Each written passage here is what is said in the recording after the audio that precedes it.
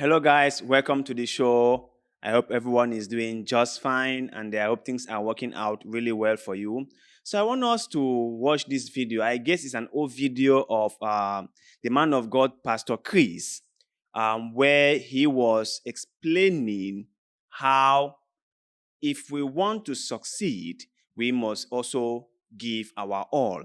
If we want to make it in life, we must also be ready to sacrifice. And if we want God to come through on our behalf, then we must have faith in the Lord as or like Abraham did. And also, he was talking about some preachers who are being ungrateful or who are being entitled. Now, on that, let me just say a few things before I go. Many people do not understand that church is a business. Running a church is a business. Now, I know these are one of those things that people don't like to listen, or people feel it's a kind of bitter truth. They rather just avoid it altogether. But it is the truth. Christianity in Africa has become a business. The men of God have figured out a way to monetize and commercialize every single thing in the church. It's just the bitter truth. And I'm sorry to say this because some of you guys may get offended, but it is the truth. So, as a preacher, as a man of God, it's not just only about preaching the Bible, right? That's not the whole thing. You also must be a good salesperson. You also must be a good inspirational speaker. You must be a smooth talker. You must be able to convince people into believing in what normally they wouldn't. And you must be able to paint them a very rosy picture so that they can give in their all. Let's watch this video and let's hear what the man of God, Pastor Chris, had to say. It's a very interesting one. I guess you will learn a lot from it. Let us watch. If there's one thing that I took from what Pastor Chris said in this video, is that being a preacher isn't just about having faith, that there is more to being a preacher. Okay, just having faith alone wouldn't cut it. It won't, right? So you also must master the skills of manipulations, or maybe deceptions, or maybe how to sugarcoat things. You must have a particular way of putting words together that people will love to hear. You cannot just go out there telling people the bitter truth. That's going to send them away, right? And we don't want that.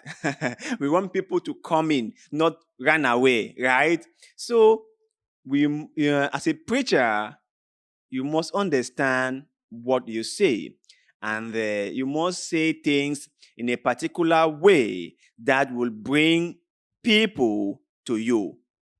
That is what you should do. Or that's what you have to do. So just preaching and praying and believing in God won't cut it. Because if that were to be the case, then they will not go for the check more than 3-4 times, but were unable to get the money. That won't happen because they had faith, they prayed, they fasted over the check. But after going there for 3 to 4 times, they were still unable to get the 5,000 naira donation.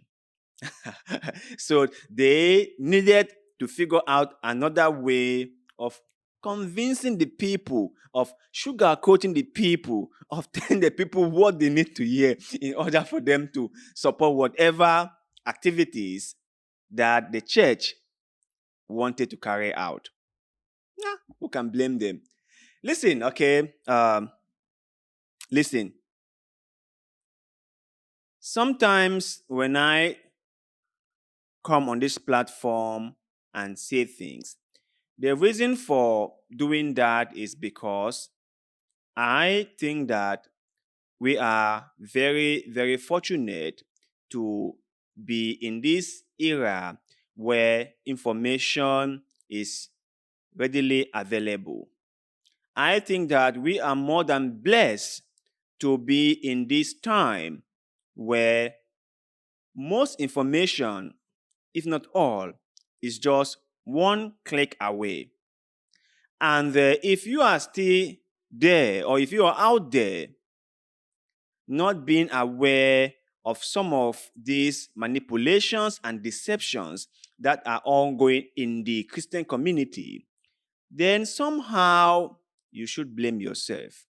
Now, I know if you've been brainwashed for years, it's difficult for you to see clearly.